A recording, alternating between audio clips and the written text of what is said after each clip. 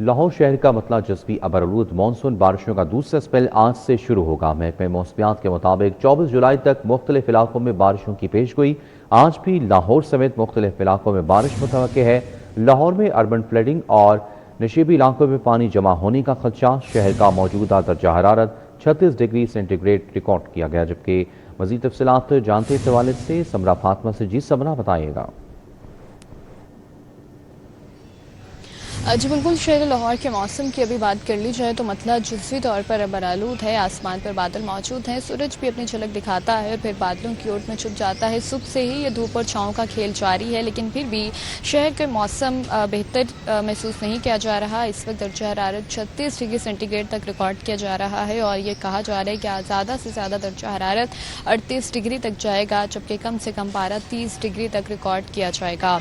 हवा में नमी का तनासुब 92% तक है। 6 किलोमीटर फी घंटा की रफ्तार से हवाएं चलने का सिलसिला भी जारी है, लेकिन बादलों की मौजूदगी के बावजूद शहरी पसीने से शराबूर दिखाई दे रहे हैं और गर्मी और हब्स से परेशान भी हैं। महकमे मौसमियात ने शदीद हब्स और गर्मी से परेशान शहरियों के लिए बारिशों की नवीद सुना रखी है और ये कहा जा रहा है कि आज भी शहर लाहौर में बारिश का इम्कान मौजूद है, क्योंकि 19 जुलाई से लेकर 24 जुलाई तक मानसून के दूसरे स्पेल की पेशगोई की गई है और ये कहा जा रहा है कि दूसरा स्पेल पिछले स्पेल की निस्बत ज़्यादा बारिशें बरसाने का बायस बनेगा और कम वक्त में ज़्यादा बारिशें मुतवक्के हैं। और ये कहा जा रहा है कि आइंदा आने वाले पूरे हफ्ते में तेज़ हवाओं और गरज चमक के साथ मूसलाधार बारिश के इम्कानात मौजूद हैं, जिसके पेश नज़र लाहौर में अर्बन फ्लडिंग का खदशा मौजूद है। और ये भी कहा जा रहा है कि नशीबी इलाके भी ज़ेरे आब आ सकते हैं। नदी नालों में तुगयानी का खदशा है। ऐसे में तमाम मुतल्लिका इदारों को अलर्ट रहने का कहा गया है। महकमा आबाशी, ज़राअत, livestock, local government commissioner, deputy commissioners को हिदायत जारी कर दी गई हैं और बर वक्त इंतजामात को यकीनी बनाने की हिदायत भी की गई हैं। शहरियों से भी अपील की जा रही है कि दौरान बारिश एहतियात करें, कोशिश करें कि गैर ज़रूरी तौर पर बाहर ना निकलें। आंधी और झक्कड़ चलने के इम्कानात भी ज़ाहिर किए जा रहे हैं। गर्द आलूद हवाएं चलने के पेश नज़र शहरियों को घरों में रहने की ताकीद की जा रही है और ये कहा जा रहा है कि गैर ज़रूरी तौर पर बाहर ना निकलें। जबकि दौरान बारिश बच्चों को भी ये कहा जा रहा है कि वो बिजली की खंभों और तारों से दूर रखें और कोशिश करें कि एहतियात करें। आज भी शहर में बारिश का इम्कान मौजूद है और ये कहा जा रहा है कि शाम के औकात में हवाओं की रफ्तार बेहतर होने के बायस मौसम बेहतर और खुशगवार महसूस किया जाएगा और दूसरा स्पेल जो बारिशें बरसाने का बायस बनेगा वो मौसम में बेहतरी और खुशगवारी लाने का भी बायस बनेंगी और साथ ही साथ इससे दर्जा हरारत में भी कमी देखने में नजर आएगी और शहरियों को हब्स और गर्मी से भी रिलीफ मिल सकेगा। ठीक है, बहुत शुक्रिया समर फातमा आगाह करने के लिए। लाहौर शहर का मतला जज़्वी अबरआलूद मानसून बारिशों का दूसरा स्पेल आज से शुरू होगा। महंगाई का एक और वार, रोटी और नान मजीद महंगा। रोटी की कीमत में 9 और नान की कीमत में 10 रुपये इजाफा। रोटी 25 रुपये जबकि नान 35 रुपये का हो गया। 20 किलो आटे का थैला 2400 रुपये तक जा पहुंचा। पुरानी कीमत पर फरोख्त मुमकिन नहीं, कहना है नान भाइयों का। हुकूमत नई कीमतें तस्लीम ना करे तो तंदूर बंद कर देंगे। आटे की कीमतों में कमी लाकर रोटी और नान सस्ता किया जाए। मजीद तफसीलात जानते हैं फरिया अदली से। जी फरिया बताइएगा।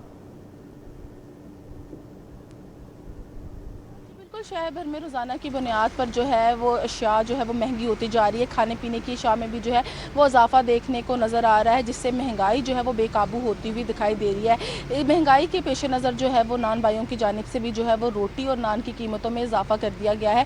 रोटी की कीमत में 9 रुपये जबकि नान की कीमत में तकरीबन 10 रुपये जो है इजाफा किया गया है।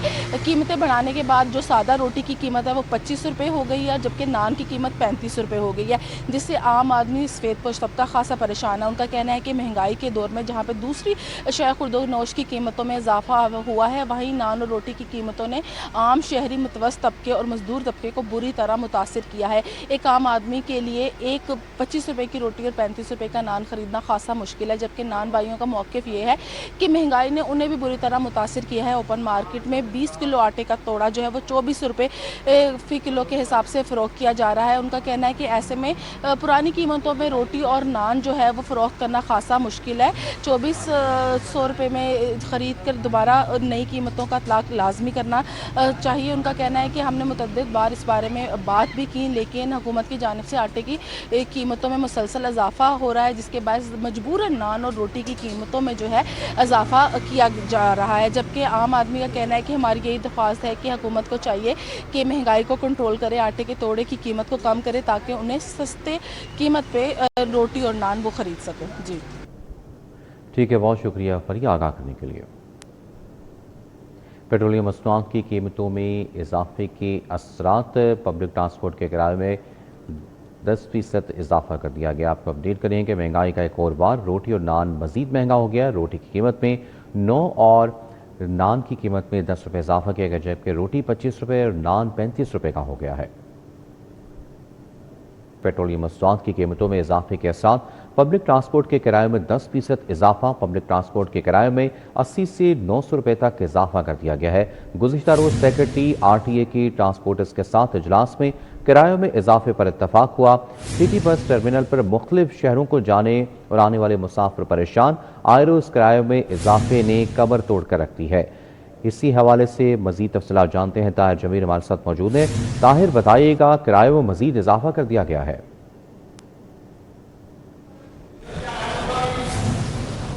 जी बिल्कुल, इस वक्त हम सिटी बस टर्मिनल पर मौजूद हैं। बंद रोड पर यतीम खाना चौक के करीब ये मौजूद है और यहाँ पर जो आने वाले मुसाफिर हैं वैसे ही उक्का दुक्का आ रहे हैं। और वो टर्मिनल जो कि आपको यहाँ पे लंबी लंबी कतारें नज़र आती थी मुख्तलिफ शहरों को जाने वाले, ये दफातर के बाहर और टिकटिंग और बुकिंग ऑफिस के बाहर, लेकिन अभी उस तरह से हमें यहाँ पे लोग भी मुसाफिर भी नज़र नहीं आ रहे। लेकिन जो इक्का दुक्का नज़र आ रहे हैं वो भी अब आए रोज़ के बढ़ते हुए किरायों से शदीद परेशान है।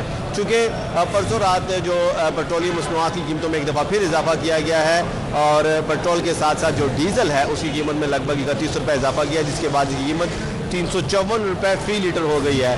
और पब्लिक ट्रांसपोर्ट ज़्यादातर और साथ गुड ट्रांसपोर्ट भी चूँकि डीजल कंज्यूम करती हैं, डीजल से चलती हैं, तो डीजल का जो कीमतों में इजाफा होता है इसका लामुहाला असर जो होता है वो किराए पर भी पड़ता है और दीगर जो अशिया ज़रूरी हैं वो भी इस वजह से महंगी हो जाती हैं। तो यहाँ पर मुख्तलिफ शहरों को जाने वाले के लिए जो किराया है उसमें 80 से लेकर 900 रुपये तक का इजाफा कर दिया गया है और ये एक बड़ा इजाफा है जिससे यहाँ आने वाले मुसाफिर शदीद परेशान है। मुख्तलिफ शहरों को जाने वाले जो परदेसी हैं, मुसाफिर हैं, अवाम है, वो इस वजह से शदीद परेशानी का शिकार है। दूसरा, परसों रात जब जैसे ही पेट्रोलियम मसनूआत कीमतों में इजाफा हुआ तो ट्रांसपोर्टर्स ने पहले तो अज खुद ऐलान कर दिया था कि अब उन्हें मौजूदा किरायों में जो सर्विसेज फराहम करना उनके लिए मुमकिन नहीं रहा, इसलिए उन्होंने अज खुद 10% इसमें इजाफे का ऐलान कर दिया था।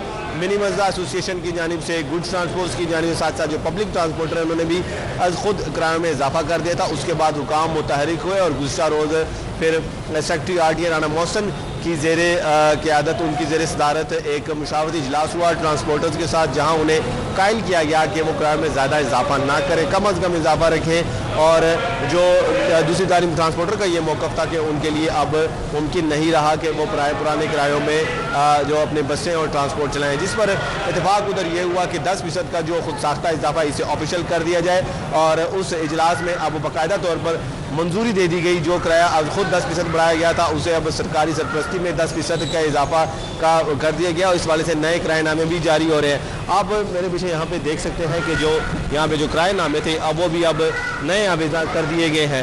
ये मुख्तलिफ शहरों को जाने वाले ये यहाँ पे दफातर है, बुकिंग ऑफिसेज हैं। यहाँ पर आप देख सकते हैं कि ये जो किराएनामा नस्ब है 18-17, यानी कि ये नया किराएनामा यहाँ पर कर दिया गया और 10% इजाफे के बाद है।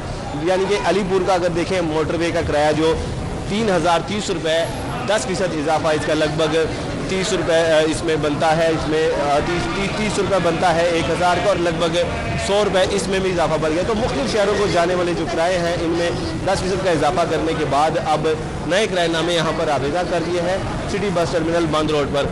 तो ये यहाँ पे सूरत हाल है, शहरी परेशान है और पहले से जो महंगाई की चक्की में शहरी पिस रहे हैं, इस इजाफे के बाद मजीद परेशान है और हुकाम से मुतालबा करते हैं कि जो किरायों में इजाफा है इसको इस पर नज़रसानी की जाए, किराए कम से कम रखे जाए और जो पेट्रोलियम मसनूआत है उसमें भी आए रोज़ इजाफा ना किया। चूँकि जब जंग का चूँकि इसको कहा जाता है, जवाब दिया जाता है कि जंग की वजह से किराए बढ़ रहे हैं, आलमी हालात ऐसे बन गए हैं, लेकिन शहरी यहाँ पर ये सवाल करते हैं कि आलमी हालात का असर तब क्यों नहीं होता जब किराए कम किए जाते हैं। आलमी सतह पर जब पेट्रोलियम मसनूआत की कीमतों में कमी होती है तो पाकिस्तान में उस तनासब से कमी नहीं की जाती और जो आखिरी जो कमी की गई थी वो भी 1-1.5 रुपये की गई थी, लेकिन जब इजाफा किया जाता है तो वो इकट्ठा 30-30 रुपये का कर दिया जाता है। तो ये दोहरा मेयार है और हुकाम इस हवाले से और सरकार भी इस हवाले से नज़रसानी करे, पेट्रोलियम की कीमतों में इस तरह इजाफा ना करे, क्योंकि अगर पेट्रोलियम मसनूआत की कीमतों में इजाफा होगा तो उसका असर किरायों समेत तमाम अशिया ज़रूरियात पर नज़र आएगा। जी।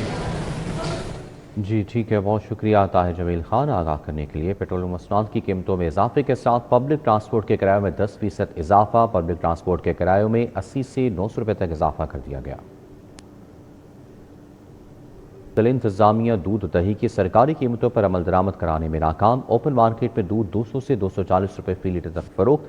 सरकार की जानिब से दूध का रेट 170 रुपये फी किलो मुकर्रर है, जबकि दही और ओपन मार्केट में 240 से 260 रुपये फी किलो तक फरोख्त किया जा रहा है। दूध और दही का हर दुकानदार का अपना रेट है। इसी हवाले से मज़ीद तफसीलात जान लेते हैं अबू बकर शेख से। जी अबू बकर शेख। बिल्कुल जी, जिला इंतजामिया लाहौर शहर से दूध और दही को सरकारी कीमतों में फरोख्त करने में मुकम्मल तौर पे नाकाम दिखाई दे रही है। सरकार की जानिब से जो दूध का रेट मुकर्रर किया गया है वो 170 रुपए फी लीटर के हिसाब से मुकर्रर किया गया है, लेकिन लाहौर शहर का कोई भी पोश इलाका हो या पसमानदा इलाका, इन रेट्स पे दूध फरोख्त नहीं किया जा रहा। लाहौर शहर की ओपन मार्केट के अंदर जो दूध है ये 200 रुपए से लेके 220 रुपए फी लीटर के हिसाब से फरोख्त किया जा रहा है। शहरियों की जानिब से ये मुतालबा सामने आया है कि दूध हर घर की बुनियादी जरूरत समझा जाता है, लिहाजा सरकार की जानिब से जो रेट, जो निर्ख मुकर्रर किए गए हैं, इन्हीं रेट्स पे दूध दस्तयाब किया जाए। इसी के साथ साथ दही का कोई भी सरकारी रेट नहीं है, लेकिन ओपन मार्केट के अंदर दही 240 रुपए से लेके 280 रुपए फी किलो के हिसाब से फरोख्त की जा रही है। हर एरिया, हर दुकानदार का अपना अपना रेट है। शहरियों ने यह मुतालबा किया है कि जो भी हर एरिया का प्राइस कंट्रोल मजिस्ट्रेट है, इसकी जिम्मेदारी होनी चाहिए कि रोजाना की बुनियाद पर लाहौर शहर की परचून मार्केट का दौरा किया जाए। जहां जहां वायलेशन हो वहां वहां जुर्माने होने चाहिए और सरकारी रेट्स पर दूध और दही की जो फरोख्त है इसको मुकम्मल तौर पर यकीनी बनाया जाए। ठीक है, बहुत शुक्रिया अबू बकर शेख आगाह करने के लिए। शहर में महंगाई और गिराव फरोशी पर काबू ना पाया जा सका। महंगाई के बास कम आमदनी वाला तबका शदीद माली मुश्किलात का शिकार है। चावल, घी, कुकिंग ऑयल, दालें समेत बेशतर अशिया ज़रूरिया महंगे दामों फरोख्त हो रही हैं। मुख्तलिफ अक़साम के चावल 320 रुपये से 640 रुपये फ़ी किलोग्राम तक दस्तियाब है, जबकि घी और कुकिंग ऑयल की कीमतें 490 रुपये से 610 रुपये फ़ी किलोग्राम तक पहुँच चुकी हैं। इसी हवाले से मज़ीद तफसीलात जानते हैं उस्मान खादिम से। जी उस्मान, बताइएगा। जी बिल्कुल, शहर में महंगाई और गिरां फरोशी उरूज पर पहुंच चुकी है। आम शहरियों के लिए रोज़मर्रा का राशन खरीदना भी नामुमकिन होता जा रहा है। दूध, दही, आटा, दालें, चावल, घी कुछ भी शहरियों की पहुंच में नहीं रहा। तंदूर पे 14 रुपये में मिलने वाली रोटी भी 30 रुपये तक पहुंच चुकी है। नान 40 रुपये का फ़रोख्त हो रहा है। चिकन ख़रीदना आम शहरी के लिए एक ख्वाब बन के रह गया है। मुख्तलिफ़ इक़साम के जो चावल हैं वो 320 से 640 रुपये फ़ी किलो तक मार्केट में फ़रोख्त हो रहे हैं। घी और कुकिंग ऑयल 490 रुपये से 610 रुपये तक फ़रोख्त किए जा रहे हैं। दर्जा अव्वल का घी 610 रुपये फ़ी किलो तक पहुंच चुका है। दर्जा सोम भी अब एक आम शहरी की पहुंच से बाहर हो चुका है और 490 रुपये फ़ी किलो में फ़रोख्त हो रहा है। बुनियादी राशन ख़रीदना महंगा हो चुका है। आटे का 20 किलो का थैला 1800 से 2200 रुपये का हुआ और इस वक्त मार्केट में 2200 रुपये में भी दस्तयाब नहीं है, जिसकी वजह से जो शहरी हैं उनको बहुत ज़्यादा परेशानी का सामना करना पड़ रहा है। मटन या बीफ की दुकान पे जाना भी एक शहरी के लिए नामुमकिन हो चुका है। दालें जो हैं वो शहरियों की पहुंच से बाहर निकल चुकी हैं। रोज़मर्रा की अशिया तमाम महंगी होती जा रही हैं। सब्जियां और फ्रूट सरकारी रेट लिस्ट के मुताबिक तो महंगे हुए ही हैं गुज़श्ता 2 दिन के अंदर, लेकिन ओपन मार्केट में उनका रेट मज़ीद बढ़ चुका है। 40 रुपये से 150 रुपये एक्स्ट्रा इजाफी वसूल किए जा रहे हैं सरकारी रेट की निस्बत सब्जियों और फ्रूट्स के ऊपर, जिसके बाद अब शहरी सस्ती सब्ज़ी भी नहीं ख़रीद सकते अपने बच्चों के लिए और उनको बहुत ज़्यादा परेशानी का सामना करना पड़ रहा है। और वो ये मुतालबा करते नज़र आ रहे हैं कि पेट्रोलियम मसनूआत की कीमतें कम की जाएँ ताकि इन अशिया की कीमतें भी कम हो सकें। जो दुकानदार हैं उनका ये मौक़िफ़ है कि पेट्रोल की मसनूआत की कीमतों में आए रोज़ इजाफा हो रहा है, ट्रांसपोर्टेशन का ख़र्चा बढ़ रहा है, बिजली महंगी हो रही है, जिसकी वजह से अशिया की कीमतें ऊपर जा रही हैं। और जब तक पेट्रोलियम मसनूआत की कीमतें मुस्तहकम नहीं होंगी और कम नहीं की जाएंगी तब तक अशिया खुर्दोनोश मज़ीद महंगी होती जाएंगी। दुकानदार खुद भी परेशान नज़र आते हैं कि अब दुकानों के ऊपर ग्राहकों का वो रश देखने को नहीं मिलता महंगाई की वजह से, और दुकानदार भी परेशान हैं, आम शहरी भी परेशान है। ठीक है, बहुत शुक्रिया उस्मान खादिम आगाह करने के लिए। महंगी LPG ने अवाम की मुश्किलात में मजीद इजाफा कर दिया। सरकारी निर्ख 241 रुपये फ़ी किलो, फ़रोख्त 450 रुपए तक जारी है। आवाम महंगे दामों LPG खरीदने पर मजबूर है। LPG की बढ़ती कीमतों से घरेलू बजट शदीद मुतासिर हो रहा है। इस हवाले से मजीद तफसीलात जान लेते हैं मरियम अजहर से। जी मरियम, बताइएगा। मार्केट में कई दुकानें ऐसी हैं जिसमें LPG काफ़ी ज़्यादा महंगी फ़रोख्त की जा रही है। LPG की कीमत 241 रुपये है, लेकिन इस निर्ख पर कहीं भी ये LPG मौजूद नहीं है। 400 से 450 रुपये तक फ़रोख्त की जा रही है, जिससे शहरी भी काफ़ी ज़्यादा परेशान है। हमारे साथ एक शहरी मौजूद हैं जो कि यहाँ पे सिलेंडर भरवाने आए थे। जी, मुझे बताइएगा कि कितने की आपको गैस मिली और कितनी मुश्किल का सामना करना पड़ा आपको? सबसे पहले तो यहाँ पे जो सरकारी गवर्नमेंट रेट्स हैं उसके मुताबिक हमें गैस नहीं मिल रही। दूसरा, घरों में हमारे गैस वैसे नहीं आ रही, जिसकी वजह से हमें बहुत सारी मुश्किलात का सामना करना पड़ रहा है। और गवर्नमेंट से ये अपील है कि हमें इस अज़ाब से छुटकारा दिलाया जाए और गैस की जो फराहमी है उसको मामूल के मुताबिक किया जाए और इनके रेट्स को चेक करके तो हमें सरकारी रेट के करीब से करीब तक जो गैस वो मुहैया की जाए। जी बिल्कुल, इनकी जानिब से कहा जा रहा है कि घरों में भी गैस नहीं आती और साथ ही साथ अपील की जा रही है कि कीमतों पर इतलाक करवाया जाए ताकि शहरियों को थोड़ा सा रिलीफ मिल सके। हमारे साथ दुकानदार भी मौजूद हैं। जी, मुझे बताइएगा कि आप इतनी महंगी LPG क्यों फ़रोख्त करें, इसकी बड़ी वजह क्या है? इसकी वजह यही है कि हमको पीछे से महंगी मिलती है, हम उस रेट पे देते हैं। तो और जो देने वाले हैं उनको पता होता है कंडे पे रेट क्या लगा है। जो जिस रेट पे कंडे पे रेट लगाते हैं उस रेट पे हमको गैस देते हैं। वही बचते हैं 20 रुपये 25 रुपये बचेंगे, उसमें से हमारा दुकान का किराया निकलेगा कि हम खाएंगे। बिल्कुल, इनकी जानिब से भी ये दुख का इजहार किया जा रहा है कि हमें पीछे से ही गैस महंगी मिलती है, जिसकी वजह से हम महंगी LPG फ़रोख्त करने पर मजबूर हैं। इसके साथ ही शहरियों और दुकानदार दोनों की जानिब से ये अपील की जा रही है कि जल्द से जल्द कीमतों पर इतलाक करवाया जाए और शहरियों को रिल जाए। जी ठीक है, बहुत शुक्रिया मरियम आगाह करने के लिए। टेस्को के सिस्टम पर छुट्टी के रोज़ भी बिजली की तलब में इजाफा। मतलब अवरुद्ध होने से सोलर सिस्टम से बिजली की पैदावार में कमी हुई। ज़राए के मुताबिक सोलर सिस्टम से बिजली की पैदावार कम होने पर कंपनी में बिजली की डिमांड में इजाफा हुआ। कंपनी के सिस्टम पर बिजली की डिमांड 3120 मेगावाट तक रिकॉर्ड की गई है। इस हवाले से तफसीलात जानते हैं शाहिद सिप्रा से। जी शाहिद सिप्रा, बताइएगा।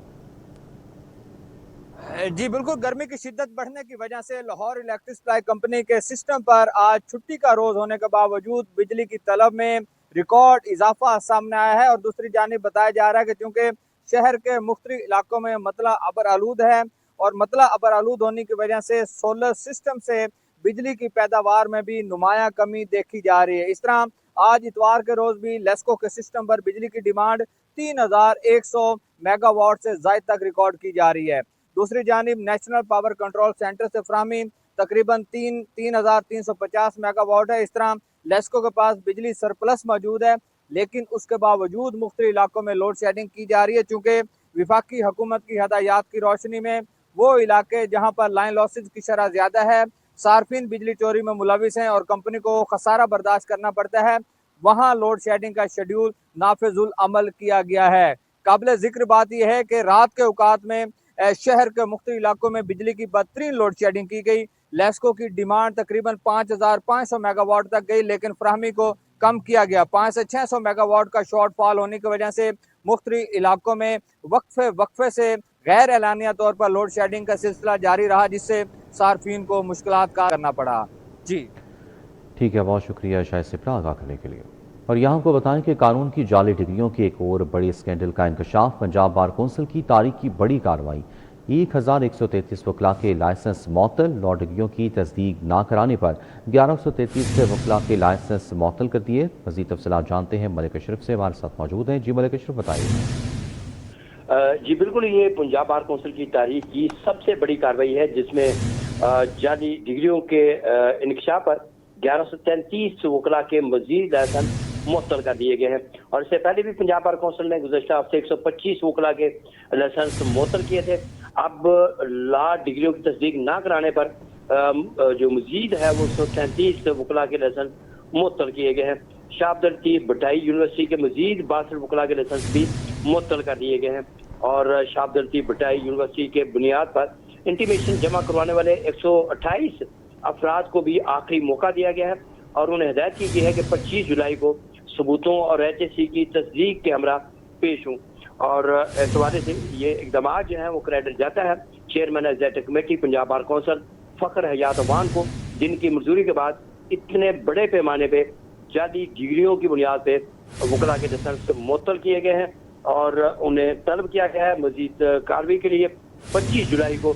और इस हवाले से गुजरात ये बता रहे हैं कि जो सबूत फराहम नहीं कर पाएंगे और HEC की तस्दीक नहीं यहाँ पे पंजाब बार काउंसिल दिखा पाएंगे, उनके खिलाफ फौजदारी मुकदमा दर्ज होंगे, उन्हें जेल भिजवाया जाएगा और उनके लाइसेंस मुकम्मल तौर पर मनसूख कर दिए जाएंगे। Chairman executive committee Punjab bar council Fakhar Hayat Awan की मर्जी से ये कार्रवाई हुई है और उनका ये कहना है कि बोगस डिग्री पेश करने वाले वकला के खिलाफ सख्त कानूनी कार्रवाई होगी और उनके खिलाफ मुकदमा दर्ज होंगे। और इस हवाले से उनका ये कहना है कि मजीद पंजाब बार काउंसिल में जाली डिग्री की तस्दीक का मामला जो है उनकी तस्दीक का प्रोसेस जो वो जारी है। जी ठीक है, बहुत शुक्रिया मलिक अशरफ आगाह करने के लिए।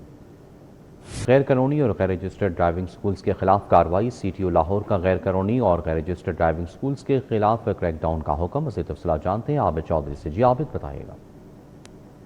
बिल्कुल, शहर में गैर कानूनी और गैर रजिस्टर्ड तौर पर जो ड्राइविंग स्कूल चलाने वाले अफराद हैं वो मोहतात हो जाए, क्योंकि CTO लाहौर अब्दुल फिराज की जानिब से सिटी ट्रैफिक पुलिस को अहकाम जारी कर दिए गए कि शहर में कहीं भी अगर किसी इलाके में गैर कानूनी और गैर रजिस्टर्ड ड्राइविंग स्कूल मौजूद है तो फौरी तौर पर उसके खिलाफ कार्रवाई की जाए। जो ड्राइविंग स्कूल है उसको भी सील कर दिया जाए। CTO अब्दुल फिराज की जानिब से बताया जा रहा है कि मोटर व्हीकल ऑर्डिनेंस 1969 की सेक्शन 23 के मुताबिक तमाम जो ड्राइविंग स्कूल है उनको रजिस्टर्ड होना जो है वो लाजिम है और मुस्तनद फीस जो है वो शहरियों से वो वसूल करेंगे। अगर किसी भी इलाके में शिकायत वसूल होगी शहरियों से ड्राइविंग की मद में जो है वो इजाफी फीस वसूल की जा रही, तब भी इनके खिलाफ कार्रवाई की जाएगी। या गैर रजिस्टर्ड जो ड्राइविंग स्कूल होंगे सिटी की जानिब से बताया जा रहा है कि उनको फौरी तौर पर सील भी कर दिया जाएगा और उसके साथ साथ कानूनी कार्रवाई भी की जाएगी। सिटी के सवाल से कहना है कि मोटर व्हीकल ऑर्डिनेंस के 1969 के सेक्शन 23 के मुताबिक तमाम जो ड्राइविंग स्कूल हैं उनको रजिस्ट्रेशन उनकी करवाना लाजमी है, उनकी बिल्डिंग जो है वो भी होनी चाहिए और उसके साथ साथ बिल्डिंग में क्लासरूम मौजूद होने के साथ साथ जो मुस्तनद ड्राइवर्स हैं या इंस्ट्रक्टर हैं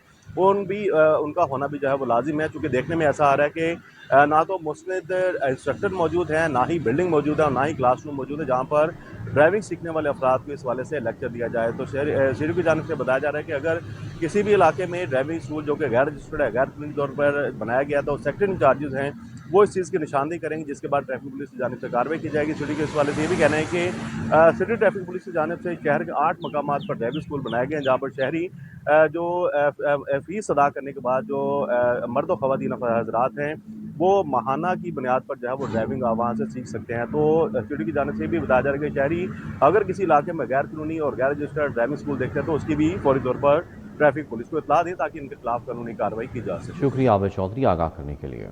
टाउन ब्लॉक E1 का वाटर फिल्ट्रेशन प्लांट असर दराज से बंद, साफ पानी की फराहमी मुअत्तल, इलाका मकीन मुश्किलात का शिकार, फिल्ट्रेशन प्लांट गैर फाल, शहरी महंगा पानी खरीदने पर मजबूर हैं। तफसीलात जानते हैं अरबाज खान से। जी अरबाज बताइएगा। बिल्कुल, इस वक्त हम मौजूद हैं ब्लॉक E1 जोहो टाउन में, जहां पर नस्ब फिल्ट्रेशन प्लांट अरसा दराज से गैर फाल है। इस फिल्ट्रेशन प्लांट के ऊपर जो है वो गंदगी के अंबार लग रहे हैं, इसकी टाइलें टूट टूट का शिकार हो रही हैं और नलके भी खस्ता हाली का जो है वो मुजाहरा कर रहे हैं, जो इस बात की अक्कासी करता है कि इंतज़ामिया और इदारों को इसकी जानिब कोई तवज्जो नहीं है। गर्मी के मौसम के अंदर शहरी रिहायशी पानी जो है उनके लिए एक बहुत ज़रूरी चीज़ होती है और हुकूमत की तरफ से दिए जाने वाली एक बुनियादी सहूलत होती है, मगर वो यहाँ पर मैसर ना होने की वजह से रिहायशियों को काफ़ी मुश्किलात का सामना है। या तो उन्हें दूर दराज के इलाकों में जाकर पानी भरना पड़ता है या फिर रकम अदा करके पानी ख़रीदना पड़ता है या फिर अपने घरों के अंदर आने वाला पानी इस्तेमाल करना पड़ता है, जिसकी वजह से मुख्तलिफ बीमारियों के अंदर भी वो मुब्तला होते हैं। रिहायशियों का इंतज़ामिया और इदारों से यही मुतालबा है कि जल्द अज जल्द इस फिल्ट्रेशन प्लांट की बहाली को यकीनी बनाया जाए ताकि उन लोगों के लिए पानी जैसी बुनियादी सहूलत की जो फराहमी है वो अपने घरों के पास आसान हो सके और इस गर्मी के मौसम के अंदर वो लोग भी जो है वो तरोताज़ा रहकर ज़िंदगी बसर कर सकें। जी अरबाज खान, शुक्रिया आगाह करने के लिए। मुस्तकिल माजूरी के बाद रिटायर होने वाले सरकारी मुलाजमीन के अहल खाने के लिए अच्छी खबर, सरकारी मुलाजिम के शरकायात या एक बच्चे को कॉन्ट्रैक्ट मुलाजमत की सहूलत दी जाएगी। तफसीलात जानते हैं कलीम अख्तर सजीद कलीम। मुस्तकिल मजदूरी के बायस रिटायर होने वाले जो मुलाजमीन हैं अब उनकी शरीके हयात या जो बच्चे हैं वो मुलाजमत हासिल कर सकेंगे। इस हवाले से FBR की जानिब से ना सिर्फ जो वजाहत है वो दे दी गई है, बल्कि जो तमाम फिल्ट्रेशन के सरबराहान हैं उन्हें भी बाकायदा तौर पर आगाह कर दिया गया है और इस हवाले से जो SOPs हैं वो भी जारी कर दिए गए हैं। फेडरल बोर्ड ऑफ रेवेन्यू की जानिब से ये वाज़ेह किया गया है कि ऐसा मुलाजिम जो कि मुस्तकिल मजदूरी के बायस रिटायरमेंट ले चुका है, उसकी जगह पर जो शरीक हयात या उनके बच्चों में से कोई एक जो है वो उनकी जगह पर मुलाजमत हासिल कर सकेगा और इसके पेश नज़र उनको मुतल्लिका मुलाजमिन की जो रिटायरमेंट है उसके 1 साल के अंदर अंदर जो है वो दरख्वास्त देना होगी। जबकि इसके साथ ये भी कहा गया है कि FBR की जानिब से मेडिकल इन्वेलिडेशन पॉलिसी के तहत जितने भी ज़ेर इल्तवा केसेस हैं ना सिर्फ उनको जल्द अज जल्द निपटाया जाए, बल्कि इसके अलावा ऐसे तमाम मुलाजमिन जो कि मुस्तकिल मजदूरी के बायस से रिटायरमेंट ले चुके हैं और उनकी जगह पर जो उनके शरीक हयात है या जो बच्चे हैं वो 1 साल के अंदर दरख्वास्त दे रहे हैं, तो उसके साथ साथ ना सिर्फ जो मुतल्लिका मुलाजमिन की जो रिटायरमेंट लेटर है वो देना होगा, बल्कि इसके अलावा जो तलीमी असनाद हैं, शिनाख्ती कार्ड है, डोमिसाइल है, या इसके अलावा जो फैमिली रजिस्ट्रेशन सर्टिफिकेट है वो भी साथ देना लाजमी होगा। जबकि इसके साथ साथ ये भी वाज़ेह किया गया है कि मुतल्लिका जो अफसरान हैं वो अहल खाना से किसी भी किस्म की कोई भी जो फर्द है ये इसके अलावा इससे पहले इस पॉलिसी को हासिल नहीं कर सका, यूटिलाइज नहीं कर सका, इस हवाले से भी जो सर्टिफिकेट है वो उनसे लेना होगा और तमाम तर जो मतलूब सर्टिफिकेट हैं, रिक्वायर्ड सर्टिफिकेट हैं वो जमा करवाने के बाद जो मुतल्लिका उनकी शरीक हयात है, जो बच्चा है वो इनकी मुलाजमत की जगह आ सकेगा।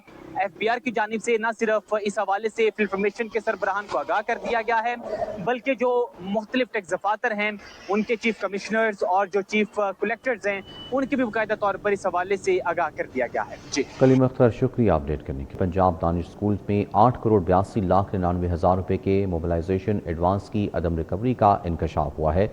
इसी हवाले से मजीद बताएंगे राउदल शाद बताएगा।